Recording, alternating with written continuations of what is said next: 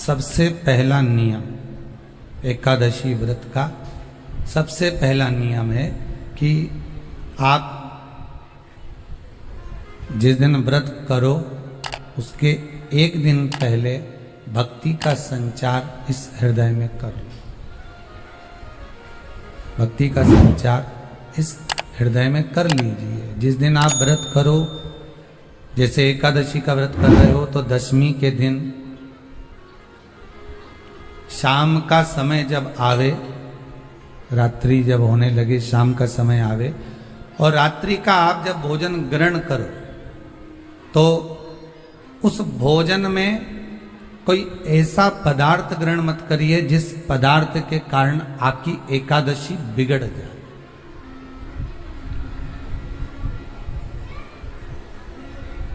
कोई बेकार भोजन हमें ग्रहण नहीं करना, श्रेष्ठ भोजन ग्रहण करिए दशमी के। और एकादशी का दूसरा नियम बहुत ध्यान से सुनिएगा। जिस दिन आपकी एकादशी का व्रत हो उस दिन प्रयास करिएगा कि अपने हाथ से किसी भी वृक्ष की कोई पत्ती टूटे ना। अपने हाथ से किसी भी वृक्ष की, पौधे की, किसी भी वृक्ष की पत्ती अपने हाथ से ना टूटे। बहुत ध्यान दीजिएगा महाराज। एकादशी का ये दूसरा नियम है कि अपने हाथ से किसी पौधे की, किसी वृक्ष की, किसी डाली की कोई पत्ती टूटे ना, कोई पत्ती ना टूटे, इसका प्रयास करिए।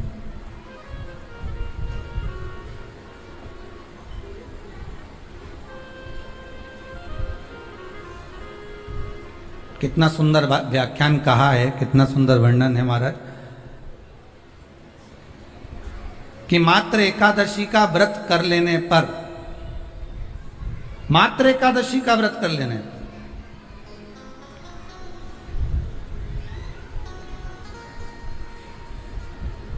जो पूर्व में किया गया हमारा पाप कर्म है, हमने किसी जीव की हत्या करी है, हमने किसी को कष्ट प्रदान करा है, हमने किसी को अपशब्द कहा है, हमने किसी को ताने दिए, हमने किसी को आड़ा टेढ़ा कहा है, हमने किसी को गालियां दे दी है, मात्र एकादशी का व्रत ही कर लेने पर ये सारे जो दोष हैं वो समाप्त हो जाते।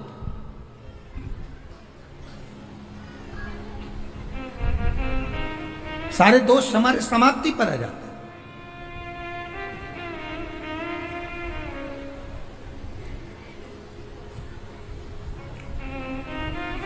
अब एक विचार करिएगा थोड़ा सा अपने मन में, अपने चित्त में, अपनी वृत्ति में एक बात उतारिएगा। एक अपने मन में एक बात को उतार कर रखिएगा कि आप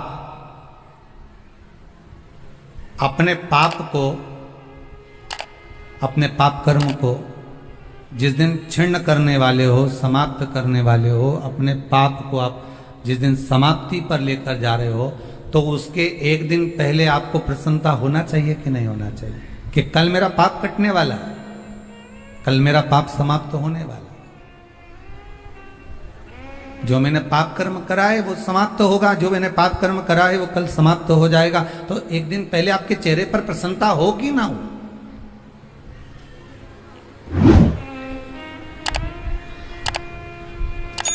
और चेहरे पर वो प्रसन्नता आपके आना चाहिए कि कल मेरा एकादशी का व्रत है, आज दशमी है, कल एकादशी का व्रत है, तो कल मेरी जब एकादशी का व्रत रहेगा तो मेरा ना जाने कितना कितना पाप, कितना असत्य, कितना झूठ, कितना प्रपंच वो समाप्त हो जाएगा। तो इसमें मुझे प्रसन्नता हो, इसमें मुझे आनंद था।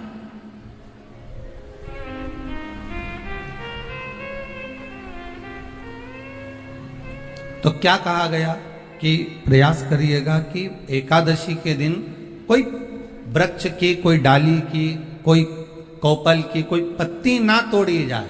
क्यों?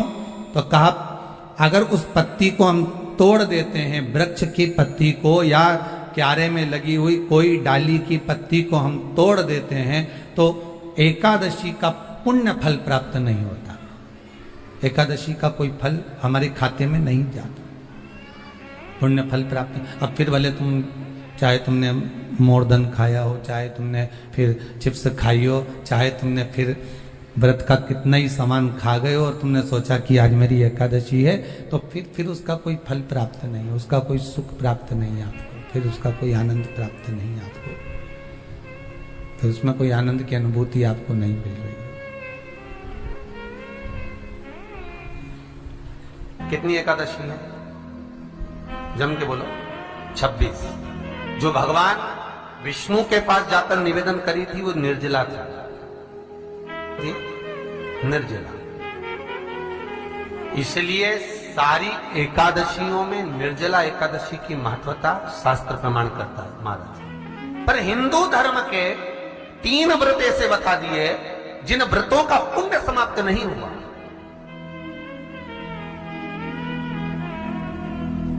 हिंदू धर्म के 3 व्रत ऐसे हो गए जिनका पुण्य समाप्त नहीं हुआ महाराज, जिनका पुण्य प्रबलता में बढ़ता गया। पहले नंबर पर एकादशी, दूसरे नंबर पर प्रदोष और तीसरे नंबर पर शिवरात्रि। एकादशी आकर खड़ी हो गई। अब निर्जला के दिन शिव महापुराण की कथा कहती है, स्कंद पुराण कहती है कि आप वर्ष भर की एकादशी का क्रम भले ना करें, पर निर्जला एकादशी के दिन जो तुलसी हम ठाकुर जी को समर्पित करते हैं, वो तुलसी, ध्यान देना, वो तुलसी अगर मान लो आपके पास में रखी है,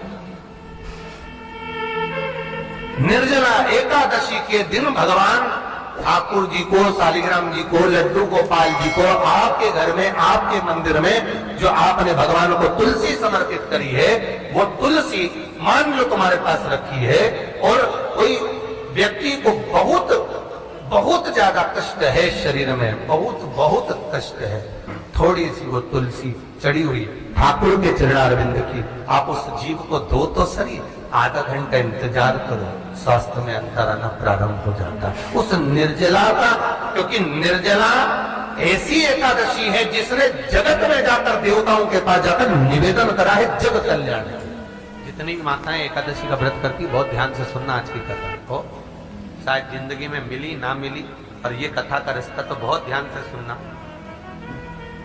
स्कंद पुराण यहां तक कहती है कि इस कथा के चरित्र को जो श्रवण कर लेता है उसको 26 एकादशी करना भी नहीं पड़ती, इस एकादशी की केवल ये कथा सुनकर ही वो तर जाता है।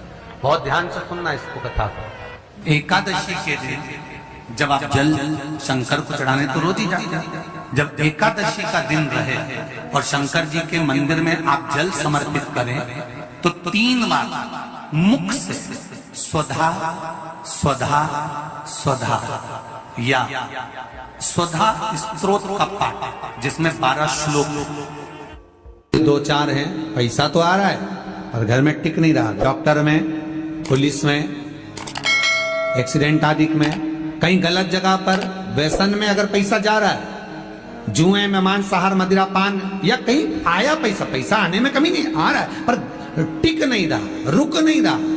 कोई मांगने आ गया, दे दिया, फिर वहां से अपने पास नहीं आ रहा, अपन कह रहे हैं भैया हमारा पैसा लौटा दो, नहीं आ रहा। तो महाराज शिव महापुराण की कथा कहती है एकादशी के दिन गंगा के जल में मात्र 7 बेलपत्री डालकर, जो नंदीश्वर भगवान अर्थात जो शंकर जी के शिवलिंग के सामने नंदी होता है, उस नंदी के चरण पर गंगा का जल चढ़ाकर बेलपत्री शिव पर समर्पित कर देता है, उसके घर में रुपया रुकना चालू हो जाता है, फिर वो गलत जगह पर नहीं जाता, गलत स्थान पर वो धन जाएगा ही नहीं।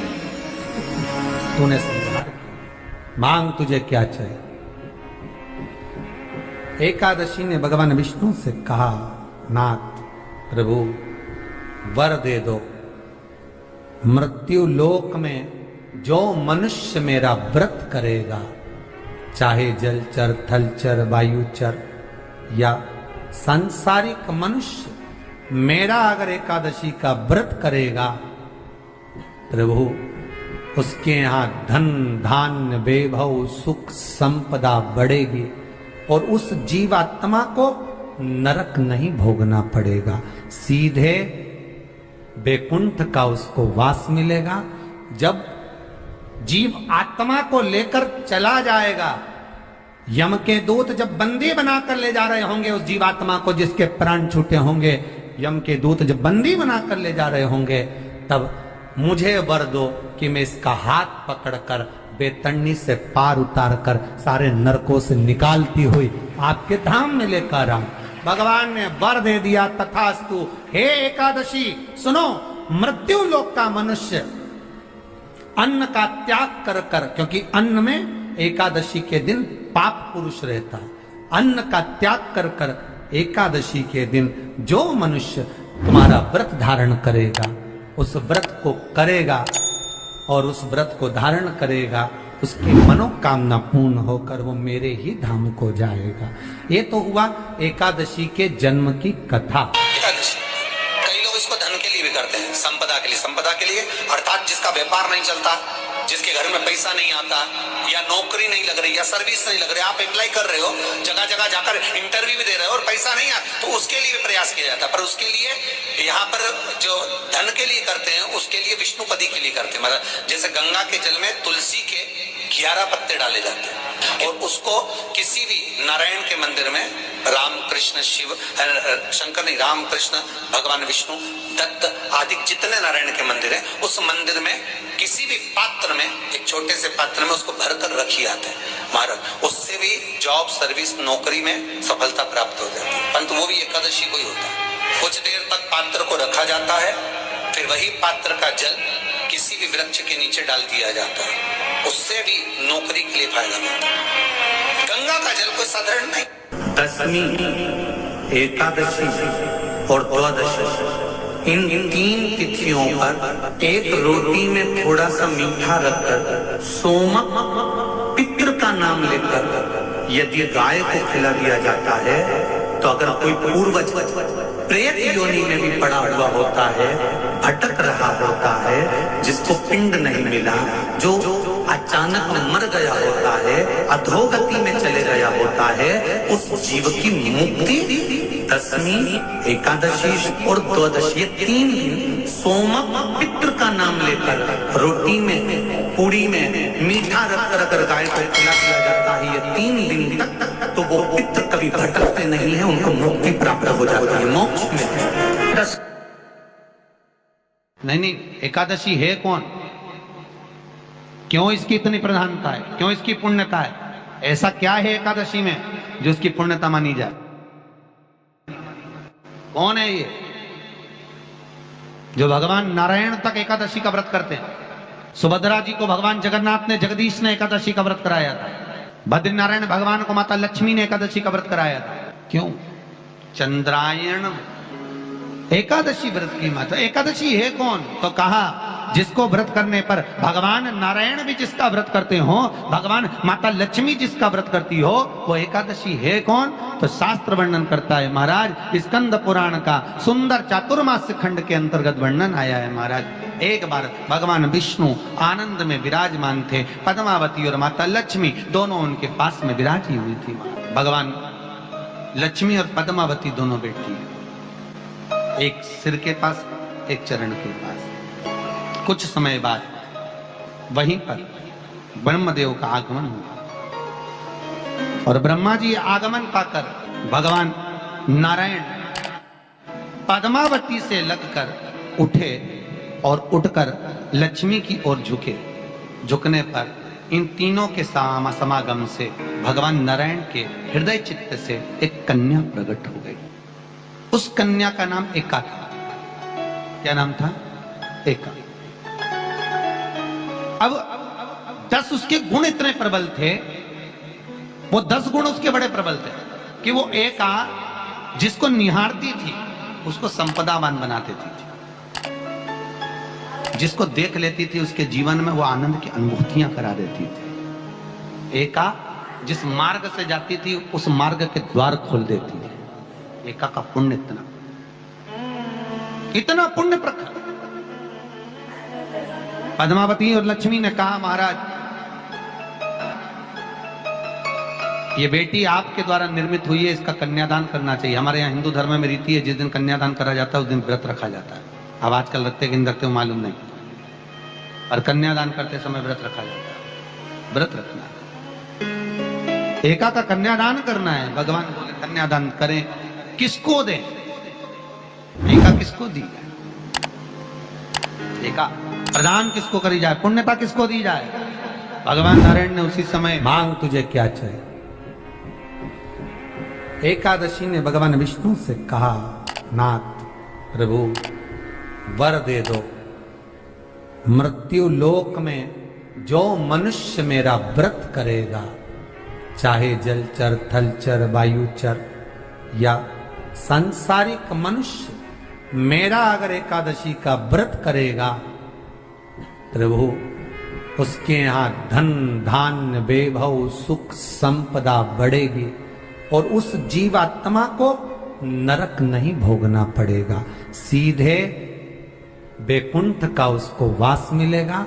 जब जीव आत्मा को लेकर चला जाएगा, यम के दूत जब बंदी बनाकर ले जा रहे होंगे उस जीवात्मा को, जिसके प्राण छूटे होंगे, यम के दूत जब बंदी बनाकर ले जा रहे होंगे, तब मुझे वर दो कि मैं इसका हाथ पकड़कर बेतरनी से पार उतार कर सारे नरकों से निकालती हुई आपके धाम में लेकर आऊं।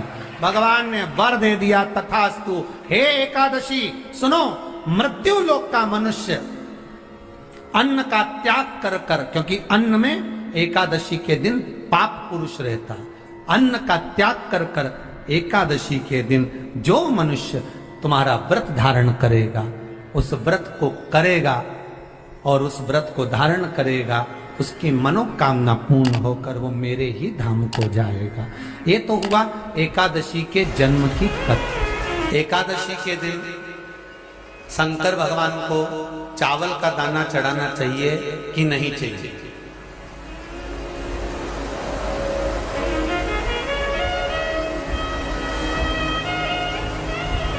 अब बोलो तेरा क्या होगा रे कान्हा? है? चलो ठीक है। बीमार व्यक्ति से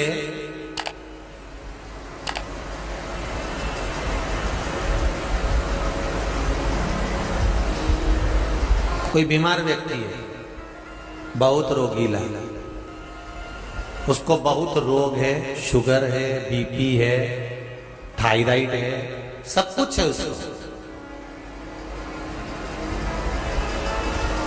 और वो रोगीला व्यक्ति जब डॉक्टर के पास जाकर पूछे, डॉक्टर साहब मेरी तबीयत ठीक नहीं रहती है, मैं बहुत कष्ट में रहती हूँ, बहुत तकलीफ है शरीर में,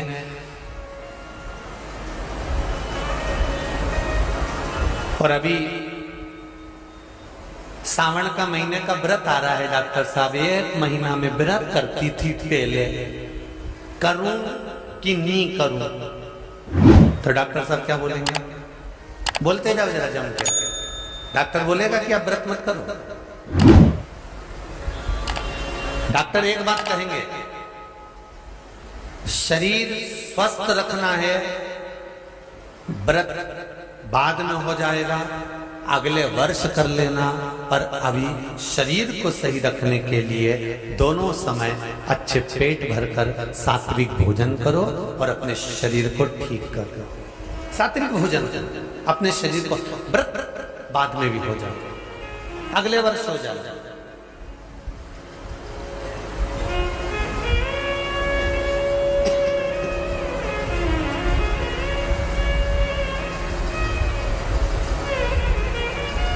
अभी तुम थोड़ा सवेरे 2 बिस्कुट ले लिया करो, सुबह नाश्ता ले लिया करो, भोजन ले लिया करो, फिर दोपहर में कुछ हल्का फुल्का लेकर थोड़ी थोड़ी देर में खाते रहना चाहिए हो।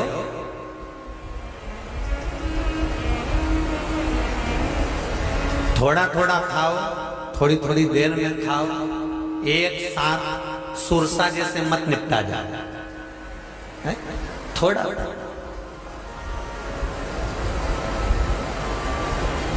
ज्यादा खाओगे और ज्यादा कमाओगे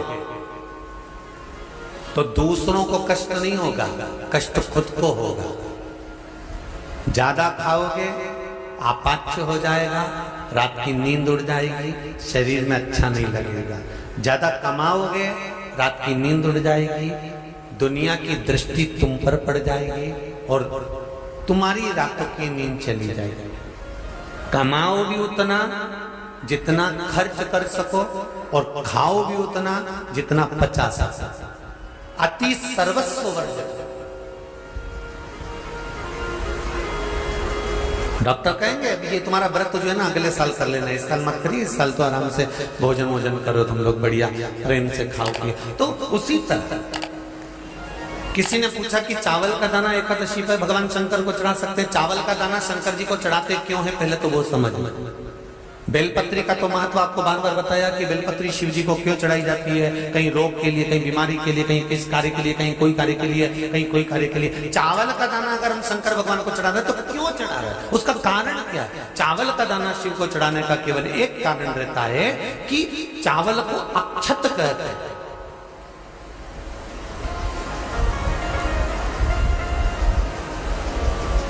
अक्षत का मतलब होता है अक्षय।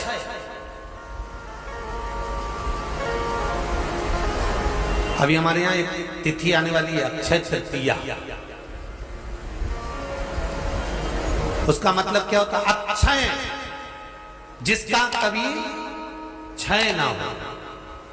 जब हम भगवान शंकर को चावल का दाना चढ़ाते हैं, जैसे बहुत ध्यान दीजिएगा महाराज, बहुत समझने वाली बात है, बहुत ध्यान से।